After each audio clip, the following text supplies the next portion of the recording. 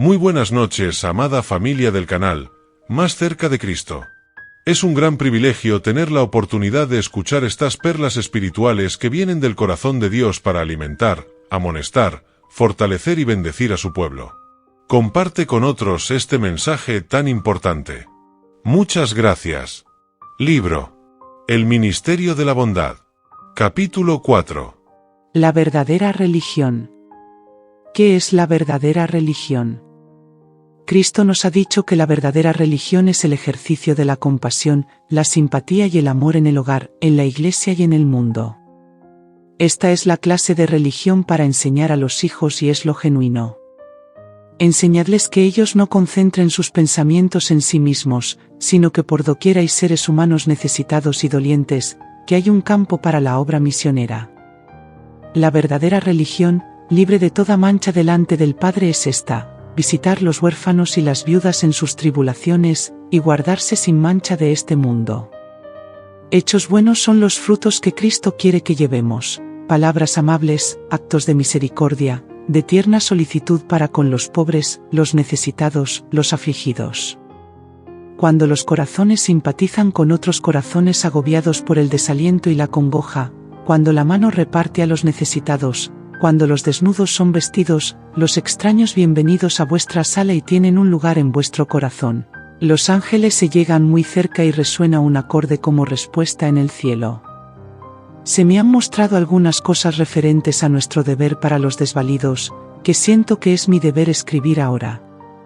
Vi que en la providencia de Dios han sido colocados en estrecha relación cristiana con su iglesia, viudas y huérfanos, ciegos, mudos, cojos y personas afligidas de varias maneras, es para probar a su pueblo y desarrollar su verdadero carácter. Los ángeles de Dios vigilan para ver cómo tratamos a estas personas que necesitan nuestra simpatía, amor y benevolencia desinteresada. Esta es la forma en que Dios prueba nuestro carácter. Si tenemos la verdadera religión de la Biblia, sentiremos que es un deber de amor, bondad e interés el que hemos de cumplir para Cristo en favor de sus hermanos. Y no podemos hacer nada menos que mostrar nuestra gratitud por su incomparable amor manifestado hacia nosotros mientras éramos pecadores indignos de su gracia, revelando un profundo interés y un amor abnegado por aquellos que son nuestros hermanos, y que son menos afortunados que nosotros. Los que debieran haber sido la luz del mundo, tan solo han dejado lucir débiles y tenues rayos. ¿Qué es luz? Es piedad, bondad, verdad, misericordia, amor, es la revelación de la verdad en el carácter y la vida. El Evangelio depende de la piedad personal de sus creyentes para su poder agresivo, y Dios ha hecho provisión, mediante la muerte de su Hijo amado, para que cada alma sea plenamente preparada para toda buena obra. La verdadera simpatía entre el hombre y su prójimo ha de ser la señal que distinga a los que aman y temen a Dios de los que no tienen en cuenta su ley. Cuán grande es la simpatía que Cristo expresó al venir a este mundo para dar su vida como sacrificio por un mundo agonizante. Su religión indujo a la realización de la genuina obra médico-misionera. Él era un poder curativo. 41. Misericordia quiero y no sacrificio, dijo. Esta es la prueba que el gran autor de la verdad usaba para distinguir entre la verdadera y la falsa religión. Satanás está jugando el juego de la vida para apoderarse de cada alma. Sabe que la simpatía práctica es una prueba de la pureza y de la abnegación del corazón y hará todo esfuerzo posible para cerrar nuestro corazón a las necesidades ajenas y lograr que al fin no nos conmueva la vista del dolor. Introducirá muchas cosas para impedir la impresión del amor y la simpatía. Así fue como arruinó a Judas. Este se dedicaba constantemente a hacer planes para beneficiarse a sí mismo. En esto representa a una gran clase de los que profesan ser cristianos hoy. Por lo tanto necesitamos estudiar su caso. Estamos tan cerca de Cristo como Él lo estaba. Sin embargo, sí, como sucedió con Judas, la asociación con Cristo no nos hace uno con Él, si no cultivamos dentro de nuestro corazón una simpatía sincera hacia aquellos por quienes Cristo dio su vida. Corremos como Judas el peligro de quedar separados de Cristo y de ser objeto de las tentaciones de Satanás. Necesitamos protegernos contra la primera desviación de la justicia, una transgresión, una negligencia en cuanto a manifestar el Espíritu de Cristo, abren el camino a otra y aún otra, hasta que la mente queda dominada por los principios del enemigo. Si se cultiva un espíritu de egoísmo, llega a ser una pasión devoradora que nada sino el poder de Cristo puede subyugar. La verdadera piedad se mide por la obra que se hace. La profesión no es nada, la posición no es nada, un carácter como el de Cristo es la evidencia que hemos de mostrar de que Dios ha enviado a su Hijo al mundo. Los que profesan ser cristianos y sin embargo no proceden como lo haría Cristo si estuviera en su lugar, dañan grandemente la causa de Dios. Representan falsamente a su Salvador y están bajo una falsa bandera. La religión pura y sin mácula no es un sentimiento, sino la realización de obras de misericordia y amor. Esta religión es necesaria para la salud y la felicidad. Entra en el templo contaminado del alma y con un látigo echa a los intrusos pecaminosos. Ocupando el trono, consagra todo con su presencia, iluminando el corazón con los brillantes rayos del sol de justicia. Abre las ventanas del alma hacia el cielo, permitiendo entrar la luz del sol del amor de Dios. Con ella entran la serenidad y la compostura. Aumentan el poder físico, mental y moral, porque la atmósfera del cielo, como un agente viviente y activo, llena el alma. Cristo es formado en lo íntimo, la esperanza de gloria. Convertirse en un obrero tenaz, continuar pacientemente en el bien hacer que demanda la obra desinteresada, es una tarea gloriosa, sobre la cual sonríe el cielo. La obra fiel es más aceptable a Dios que el culto más celoso y que se considera el más santo. El verdadero culto es trabajar juntamente con Cristo. Las oraciones, la exhortación y el discurso son frutos baratos que con frecuencia están juntos, pero los frutos que se manifiestan en buenas obras, cuidando a los necesitados, los huérfanos y las viudas, son frutos genuinos y crecen naturalmente en un buen árbol. No es el servicio caprichoso lo que Dios acepta, no son los espasmos emotivos de piedad los que nos hacen hijos de Dios. Él demanda que trabajemos movidos por principios verdaderos, firmes y permanentes. Si Cristo se forma en lo íntimo, la esperanza de gloria, Él se revelará en el carácter, que será semejante a Cristo. Hemos de representar a Cristo al mundo, como Cristo representó al Padre. Debemos mostrar el calor y la cordialidad cristianos, no como si estuviéramos haciendo algo maravilloso, sino tan solo lo que esperaríamos que hiciera cualquier cristiano verdadero en nuestro caso, si estuviera colocado en circunstancias similares. Muchas veces nuestros esfuerzos para otros pueden no ser tomados en cuenta e indudablemente se pierden, pero esto no debiera ser una excusa para que lleguemos a cansarnos en hacer el bien. Con cuánta frecuencia ha venido Jesús a buscar fruto en las plantas que Él cuida y no ha encontrado sino hojas. Quizá nos desanimemos por los resultados de nuestros mejores esfuerzos, pero esto no debiera inducirnos a ser indiferentes ante los ayes de otros y no hacer nada. Maldecid a Meroz, dijo el ángel de Jehová, maldecid severamente a sus moradores, porque no vinieron en socorro a Jehová contra los fuertes. Por lo que me ha sido mostrado, los observadores del sábado se están volviendo más egoístas a medida que aumentan sus riquezas. Disminuye su amor por Cristo y su pueblo. No ven las necesidades de los desvalidos ni sienten sus sufrimientos ni dolores. No se dan cuenta de que al descuidar al pobre y al doliente, descuidan a Cristo y que al aliviar las necesidades y sufrimientos de los pobres hasta donde les sea posible, ministran a Jesús. Entonces dirá también a los que estarán a la izquierda, apartaos de mí, malditos, al fuego eterno preparado para el diablo y para sus ángeles, porque tuve hambre, y no me disteis de comer, tuve sed, y no me disteis de beber, fui huésped, y no me recogisteis, desnudo, y no me cubristeis, enfermo, y en la cárcel, y no me visitasteis. Entonces también ellos le responderán, diciendo, Señor, cuando te vimos hambriento, o sediento, o huésped, o desnudo, o enfermo, o en la cárcel, y no te servimos. Entonces les responderá, diciendo, de cierto os digo que en cuanto no lo hicisteis a uno de estos pequeñitos, ni a mí lo hicisteis. E irán estos al tormento eterno, y los justos a la vida eterna. Mateo 25, 41 al 46. Jesús aquí se identifica con su pueblo que sufre. Fui yo el que estuve hambriento y sediento. Fui yo el que fui huésped. Fui yo el que estuve desnudo. Fui yo el que estuve enfermo. Fui yo el que estuve en prisión. cuando disfrutabais del abundante alimento que estaba en vuestras mesas, yo padecía hambre en la choza o en la calle, no lejos de vosotros. Cuando cerrasteis vuestras puertas contra mí, mientras estaban desocupadas vuestras bien amuebladas habitaciones, yo no tenía donde hacer reposar mi cabeza. Vuestros guardarropas estaban llenos con una abundante cantidad de mudas de ropa, en las cuales se habían malgastado innecesariamente los recursos que podríais haber dado a los necesitados. Yo estaba desprovisto de ropa adecuada. Cuando disfrutabais de salud, yo estaba enfermo.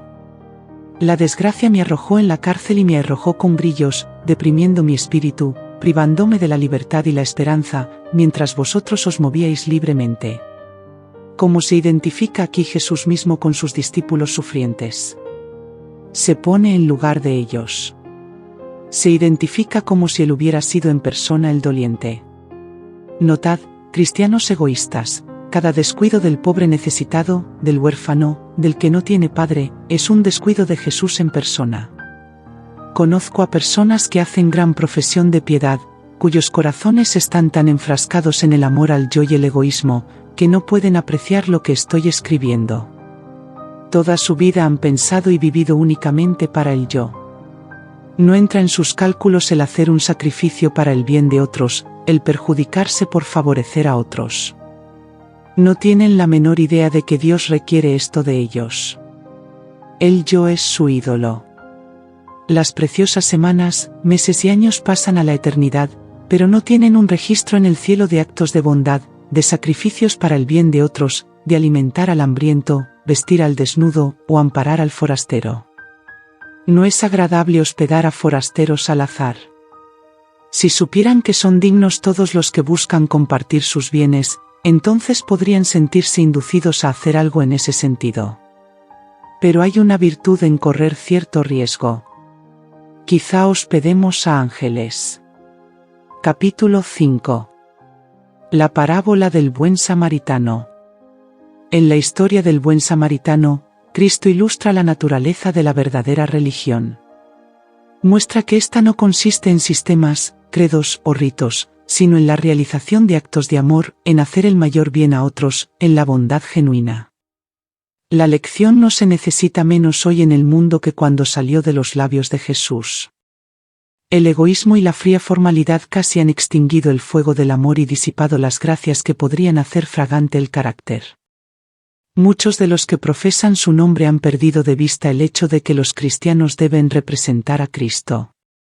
A menos que practiquemos el sacrificio personal para bien de otros, en el círculo familiar, en el vecindario, en la iglesia y en donde quiera que podamos, cualquiera sea nuestra profesión, no somos cristianos. Entre los judíos la pregunta, ¿quién es mi prójimo?, causaba interminables disputas. No tenían dudas con respecto a los paganos y los samaritanos. Estos eran extranjeros y enemigos.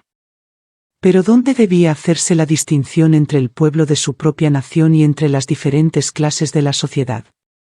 ¿A quién debía el sacerdote, el rabino, el anciano considerar como su prójimo? Ellos gastaban su vida en una serie de ceremonias para hacerse puros. Enseñaban que el contacto con la multitud ignorante y descuidada causaría impureza, que exigiría un arduo trabajo quitar. ¿Debían considerar a los impuros como sus prójimos? Cristo contestó esta pregunta en la parábola del buen samaritano. Mostró que nuestro prójimo no significa una persona de la misma iglesia o la misma fe a la cual pertenecemos. No tiene que ver con la raza, el color o la distinción de clase. Nuestro prójimo es toda persona que necesita nuestra ayuda. Nuestro prójimo es toda alma que está herida y magullada por el adversario. Nuestro prójimo es todo el que pertenece a Dios. Cristo estaba hablando a una gran multitud. Los fariseos, esperando pescar algo de sus labios que pudieran usar para condenarlo, enviaron a un letrado ante él con la siguiente pregunta: ¿haciendo qué cosa poseeré la vida eterna? Cristo leyó en el corazón de los fariseos como en un libro abierto, y su respuesta a la pregunta fue: ¿qué está escrito en la ley? ¿Cómo lees? Y él respondiendo, dijo: amarás al Señor tu Dios de todo tu corazón, y de toda tu alma, y de todas tus fuerzas, y de todo tu entendimiento, y a tu prójimo como a ti mismo. Y dijo, bien has respondido, haz esto y vivirás. El doctor de la ley sabía que con su propia respuesta se había condenado a sí mismo. Él sabía que no amaba a su prójimo como a sí mismo. Pero deseando justificarse, preguntó, ¿quién es mi prójimo? Cristo contestó a esta pregunta con el relato de un incidente, cuyo recuerdo estaba fresco en las mentes de sus oyentes. Dijo, un hombre descendía de Jerusalén a Jericó, y cayó en manos de ladrones, los cuales le despojaron e hiriéndole, se fueron, dejándole medio muerto. Viajando de Jerusalén a Jericó, el viajero tenía que pasar por una sección del desierto de Judea. El camino conducía a una hondonada desierta y rocosa que estaba infestada de bandidos, y que a menudo era escenario de actos de violencia. Fue allí donde el viajero resultó atacado, despojado de cuanto de valor llevaba y dejado medio muerto a la vera del camino. Mientras yacía en esa condición, pasó por el sendero un sacerdote, vio al hombre tirado, herido y magullado, revolcándose en su propia sangre, pero lo dejó sin prestarle ninguna ayuda. Se pasó de lado. Entonces apareció un levita. Curioso de saber lo que había ocurrido, se detuvo y observó al hombre que sufría. Estaba convencido de lo que debía hacer, pero no era un deber agradable. Deseó no haber venido por ese camino, de manera que no hubiese visto al hombre herido. Se persuadió a sí mismo de que el caso no le concernía a él, y él también se pasó de lado. Pero un samaritano, viajando por el mismo camino, vio al que sufría, e hizo la obra que los otros habían rehusado. Con amabilidad y bondad ministró al hombre herido. Viéndole, fue movido a misericordia, y llegándose, vendó sus heridas, echándoles aceite y vino, y poniéndole sobre su cabalgadura, lo llevó al mesón, y cuidó de él. Y otro día, al partir, sacó 2 denarios y se los dio al huésped, y le dijo, cuídamelo, y todo lo que demás gastares, yo cuando vuelva te lo pagaré. Tanto el sacerdote como el levita profesaban piedad, pero el samaritano mostró que él estaba verdaderamente convertido. No era más agradable para él hacer la obra que para el sacerdote y el levita, pero por el espíritu y por las obras demostró que estaba en armonía con Dios. Al dar esta lección, Cristo presentó los principios de la ley de una manera directa y enérgica, mostrando a sus oyentes que habían descuidado el cumplir esos principios. Sus palabras eran tan definidas y al punto, que los que escuchaban no pudieron encontrar ocasión para cavilar. El doctor de la ley no encontró en la lección nada que pudiera criticar. Desapareció su prejuicio con respecto a Cristo. Pero no pudo vencer su antipatía nacional lo suficiente como para mencionar por nombre al samaritano. Cuando Cristo le preguntó, ¿quién, pues de estos 3, te parece que fue el prójimo de aquel que cayó en manos de los ladrones? Él contestó, el que usó con él de misericordia. Entonces Jesús le dijo, ve, y haz tú lo mismo. Muestra la misma tierna bondad hacia aquellos que se hallan en necesidad. Así darás evidencia de que guardas toda la ley. Cualquier ser humano que necesita nuestra simpatía y nuestros buenos servicios, es nuestro prójimo. Los dolientes e indigentes de todas clases son nuestros prójimos, y cuando llegamos a conocer sus necesidades, es nuestro deber aliviarlas en cuanto sea posible. Con esta parábola queda establecido para siempre el deber del hombre hacia sus prójimos. Debemos cuidar cada caso de sufrimiento y considerarlo como propio, como agentes de Dios para aliviar a los necesitados hasta donde nos sea posible. Debemos ser colaboradores junto con Dios. Hay quienes manifiestan gran aflicción por sus parientes, sus amigos y protegidos, pero que fallan en ser buenos y considerados con aquellos que necesitan bondadosa simpatía, que necesitan consideración y amor. Con corazones fervientes preguntémonos, ¿quién es mi prójimo? Nuestros prójimos no son solamente nuestros íntimos y amigos especiales, no son simplemente aquellos que pertenecen a nuestra iglesia o que piensan como nosotros. Nuestros prójimos son toda la familia humana. Debemos ser buenos con todos los hombres y especialmente con aquellos que son de la familia de la fe. Debemos dar al mundo una demostración de lo que significa cumplir la ley de Dios. Debemos amar a Dios por sobre todo y a nuestros prójimos como a nosotros mismos. El sacerdote y el levita habían ido a adorar al templo cuyo servicio fue indicado por Dios mismo. El participar en ese servicio era un noble y exaltado privilegio, y el sacerdote y el levita creyeron que, habiendo sido así honrados, no les correspondía ministrar a un hombre anónimo que sufría a la orilla del camino. Así descuidaron la especial oportunidad que Dios les había ofrecido como agentes suyos, de bendecir a sus semejantes. Muchos están hoy cometiendo un error similar. Dividen sus deberes en dos clases distintas. La primera clase abarca las grandes cosas, que han de ser reguladas por la ley de Dios. La otra clase se compone de las cosas llamadas pequeñas, en las cuales se ignora el mandamiento: amarás a tu prójimo como a ti mismo.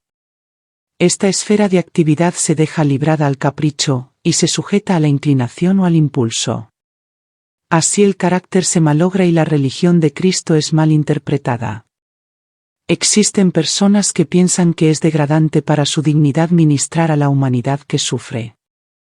Muchos miran con indiferencia y desprecio a aquellos que han permitido que el templo del alma yaciera en ruinas.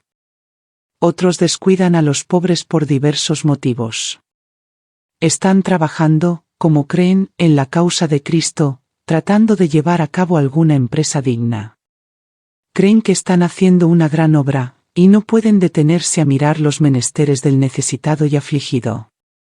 Al promover el avance de su supuesta gran obra, pueden hasta oprimir a los pobres. Pueden colocarlos en duras y difíciles circunstancias, privarlos de sus derechos o descuidar sus necesidades. Sin embargo, creen que todo eso es justificable porque están, según piensan, promoviendo la causa de Cristo. El dejar sin alivio el sufrimiento de nuestro prójimo es una infracción a la ley de Dios. Dios llevó al sacerdote por ese camino con el propósito de que con sus propios ojos pudiera ver un caso que necesitaba misericordia y ayuda, pero el sacerdote, aunque desempeñaba un santo oficio, cuya obra era impartir misericordia y hacer lo bueno, se hizo a un lado. Su carácter quedó expuesto en su verdadera naturaleza delante de los ángeles de Dios. Como ostentación él podía hacer largas oraciones, pero no podía guardar los principios de la ley, al amar a Dios con todo su corazón y a su prójimo como a sí mismo. El levita era de la misma tribu que la herida y golpeada víctima. Todo el cielo miró cuando el levita pasaba por el camino, para ver si su corazón podía ser tocado por la humana aflicción. Cuando contempló al hombre quedó convencido de lo que debía hacer, pero como no era un deber agradable, deseó no haber pasado por ese camino, para no haber necesitado ver al hombre herido y golpeado, desnudo y agonizante y necesitado de la ayuda de sus semejantes. Él siguió de largo, persuadiéndose a sí mismo de que eso no le incumbía y que no necesitaba preocuparse por el caso. Pretendiendo ser un expositor de la ley, un ministro de las cosas sagradas, sin embargo, se fue por el otro lado. Oculto en la columna de la nube, el Señor Jesús había dado dirección especial en cuanto a la ejecución de los actos de misericordia hacia el hombre y la bestia. Al paso que la ley de Dios requiere supremo amor a Dios y desinteresado amor para nuestros semejantes, sus requerimientos más abarcantes también atañen a los animales que no pueden expresar con palabras sus necesidades y sufrimientos. No verás el asno de tu hermano, o su buey, caídos en el camino, y te esconderás de ellos, con el has de procurar levantarlos. El que ama a Dios no solamente amará a sus prójimos sino que mirará con tierna compasión a las criaturas que Dios ha hecho. Cuando el Espíritu de Dios está en el hombre, él lo dirige para que alivie a toda criatura que sufre. El sacerdote y el levita no tenían excusa para su indiferente frialdad de corazón. La ley de misericordia y bondad estaba claramente establecida en las Escrituras del Antiguo Testamento. Precisamente, les incumbía atender casos como el de aquel que ellos fríamente habían pasado por alto. Si ellos hubieran obedecido la ley que pretendían respetar, no habrían pasado por alto al hombre sin prestarle su ayuda. Pero habían olvidado los principios de la ley que Cristo, oculto desde la columna de la nube, había dado a sus padres cuando él los guiaba a través del desierto. ¿Quién es mi prójimo? Esta es una pregunta que todas nuestras iglesias necesitan comprender. Si el sacerdote y el levita hubieran leído de una manera inteligente el código hebreo, su actitud hacia el hombre herido habría sido muy diferente. Las condiciones para heredar la vida eterna son claramente establecidas por nuestro Salvador de la manera más simple. El hombre que estaba herido y despojado representa a los que son el objeto de nuestro interés, simpatía y caridad. Si descuidamos los casos de los necesitados e infortunados que nos son dados a conocer, no importa quiénes puedan ser, no tenemos seguridad de la vida eterna, ya que no hemos contestado las demandas que Dios ha puesto sobre nosotros. No nos compadecemos ni apiadamos de la humanidad porque ellos sean parientes o amigos nuestros.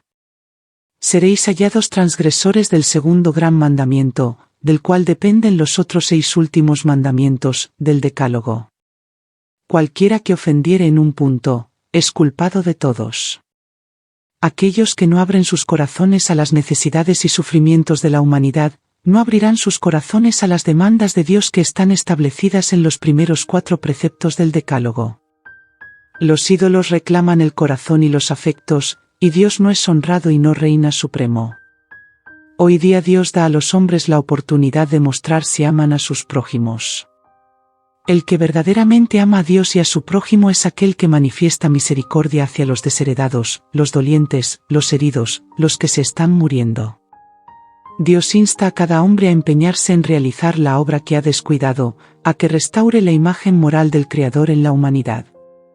Podremos amar a nuestros prójimos como a nosotros mismos solamente cuando amemos a Dios por sobre todo. El amor de Dios traerá frutos de amor hacia nuestros prójimos. Muchos piensan que es imposible amar a nuestros prójimos como a nosotros mismos, pero únicamente ese es el fruto genuino del cristianismo. Amar a otros es levantar en alto a nuestro Señor Jesucristo, es caminar y trabajar teniendo en vista un mundo invisible. De esta manera hemos de contemplar a Jesús, el autor y consumador de nuestra fe. Los seguidores de Cristo han sido redimidos para servir. Nuestro Señor enseña que el verdadero objeto de la vida es el ministerio. Cristo mismo fue obrero, y a todos sus seguidores les presenta la ley del servicio, el servicio a Dios y a sus semejantes. Aquí Cristo presenta al mundo un concepto más elevado acerca de la vida de lo que jamás ellos habían conocido. Mediante una vida de servicio en favor de otros, el hombre se pone en íntima relación con Cristo.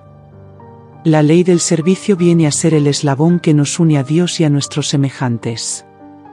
Cristo confía sus bienes a sus siervos, algo que puedan usar para Él. Da a cada uno conforme a su facultad. Cada uno tiene su lugar en el plan eterno del cielo. Cada uno ha de trabajar en cooperación con Cristo para la salvación de las almas. Tan ciertamente como hay un lugar preparado para nosotros en las mansiones celestiales, hay un lugar designado en la tierra donde hemos de trabajar para Dios.